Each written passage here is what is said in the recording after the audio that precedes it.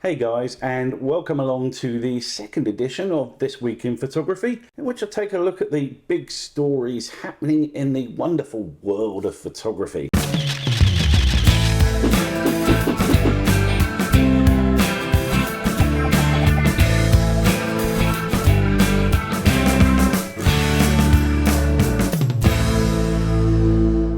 And in this week's edition, we gaze in awe at a 13.2 billion year old photograph and talk about a new flagship APS-C camera, the Nature Photographer of the Year awards, a funky new 360 camera, and a big update to one of the best plugin suites available today.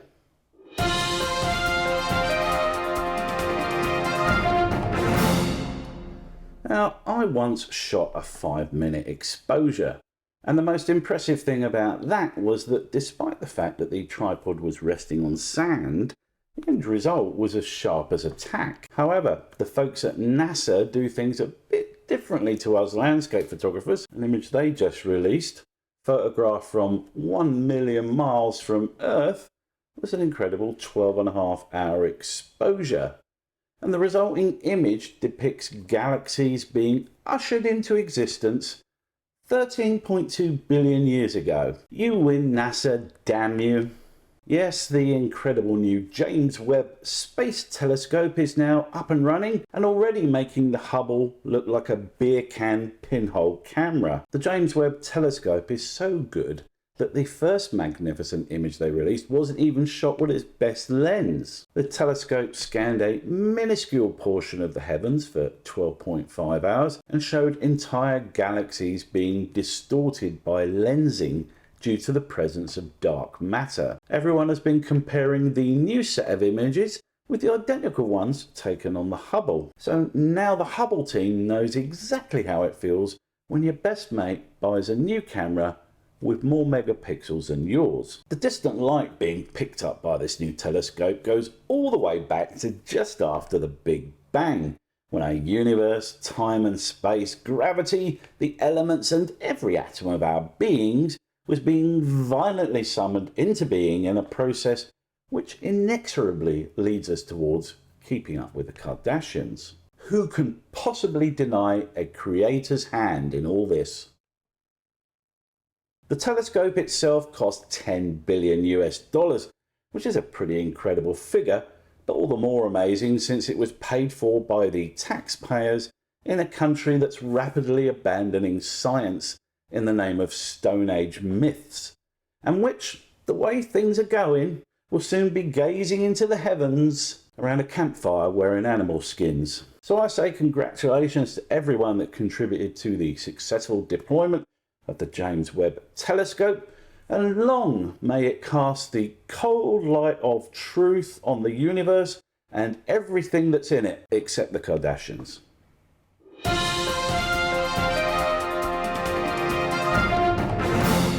Now, if you haven't got 10 billion bucks lying around in your sock drawer, then perhaps the much more reasonable price tag of Fujifilm's fabulous new flagship APS-C camera will appeal instead. The Ep.2 retails for $2,500 US, or just over $4,000 here in Australia, or 0.0000025% of the cost of a space telescope. The new camera sports the 5th generation of Fuji's fabled X-Trans sensor. This new sensor is also stacked, which means it can read image data 4 times faster than the previous version and 10 times faster than a tourist turn signal. It can shoot full-size images at an amazing 40 frames per second.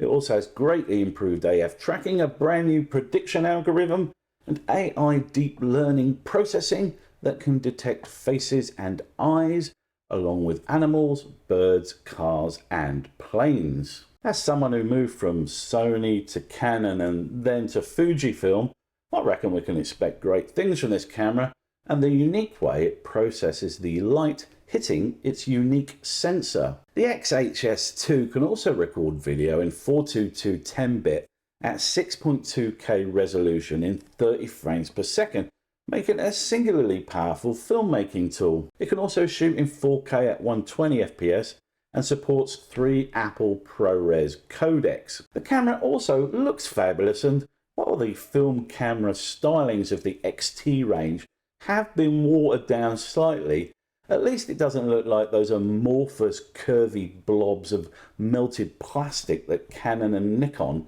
continue to release. Nobody will be mistaking this camera for a child's stress toy.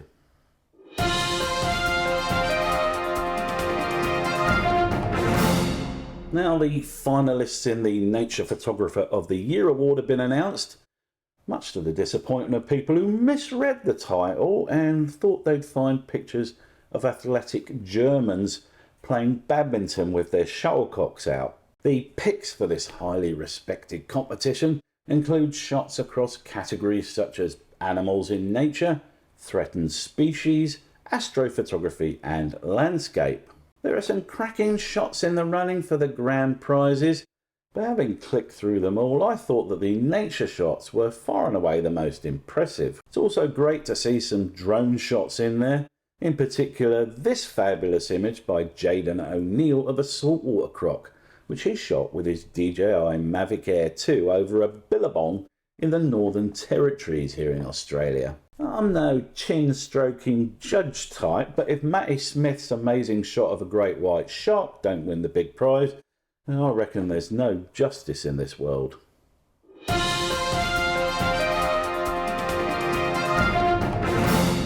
Insta360 have made a good name for themselves, releasing innovative 360 camera designs that cater to all kinds of photographic niches, including action and adventure, real estate and automotive. Their most recent release is the Insta360 One RS 1-inch edition, and a funky bit of kit it is too. The two features that mark this camera out above other consumer grade 360 cameras is firstly its dual 1-inch sensors, one for each side of that 360 field of view, and secondly the fact that it's sporting a lens that was co-engineered with Leica. Unlike the original One RS with its GoPro dimensions, this camera has been designed with an upright design that lends itself well to selfie sticks and tripods. And of course, using the camera with a selfie stick is a great use case for this camera because the stick itself will be invisible in any video footage you shoot due to its position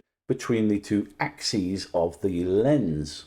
I've had the original Insta360 One RS for a couple of years now, and I found it to be a pretty good bit of kit, though it has always been prone to overheating and powering off when I least want it to. It remains to be seen whether overheating is an issue for this camera, but they've had a while to work out the kinks now, so let's be optimistic about it. The basic 1-inch edition One RS is on sale now at $799 US or $1,299 down under with the Australia tax applied. I noticed that Insta360 have also taken a page out of DJI's book and offer a $129 Care Refresh style insurance policy for your camera that gives you 1 year of accident protection and shipping costs both ways.